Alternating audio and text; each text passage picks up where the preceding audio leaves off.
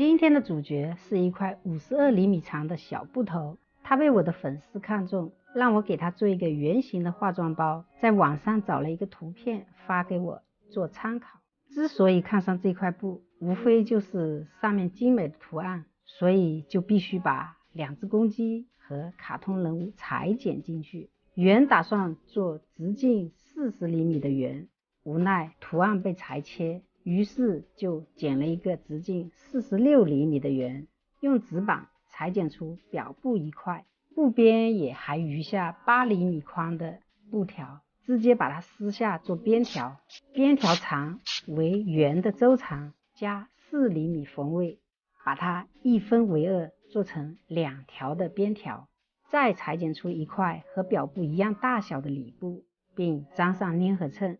再裁剪一块20乘5厘米的长方形做布耳朵，车缝好翻出备用。再裁剪出一块拉链贴布，我准备在里布上做一个拉链内袋，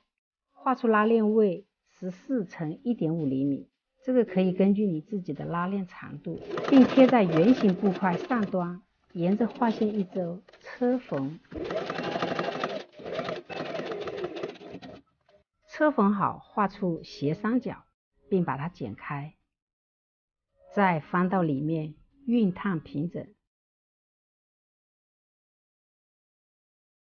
再把拉链贴缝上去。先压缝带口下一条线，两端进行回针，再贴上口袋布，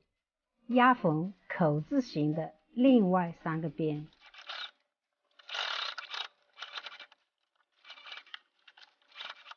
再连接下口袋布，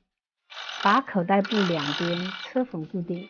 修剪掉多余部分，拉链口袋完成。做口袋的方法有很多，这只是最简单的一种。口袋车缝好，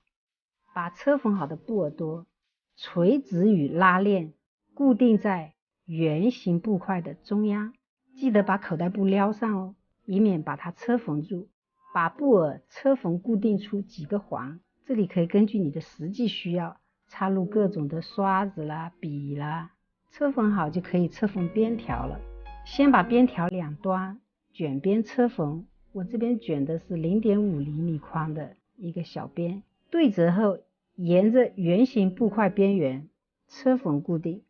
从中心点开始结束于另一端的中心点，距中心点0.5厘米不缝，2个边条对应车缝在中心点两端，固定车缝好，把里布覆盖在表布上，中心点对齐，沿着边缘车缝一圈，留个反口翻出。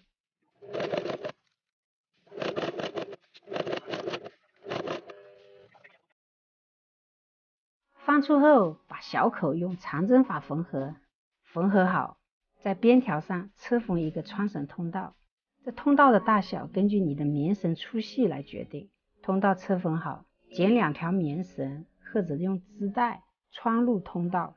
这个长度是圆的周长，穿绳的时候是左进左出，右进右出。穿好再做2朵玫瑰小花缝在这个绳头上，